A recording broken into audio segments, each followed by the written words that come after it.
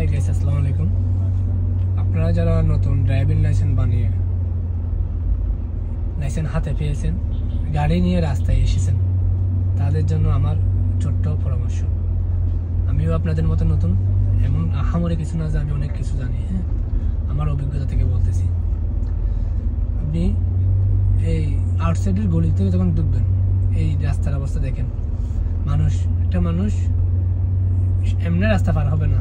আপনার গাড়িটা যখন আমার সামনে আসবে, উনি হয়তো রাস্তাটা পার হবে, আপনি দেখবেও না। দেখেন উনি নিচে নেমে গেছে, হুট করে উপরে ছিল, হুট করে নিচে নেমে গেছিল, দেখে শুনে। দেখছেন এর সমস্যা।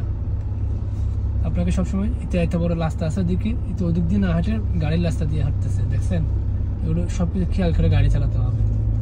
আপনি চালানোর সময় সবসময় সতর্ক থাকবেন। মানুষ ওই তাকাবে সামনের দিকে, হুট করে রাস্তায় নেমে যাবে, পিছিয়ে গাড়ি আছে কিনা সেটা দেখবে না।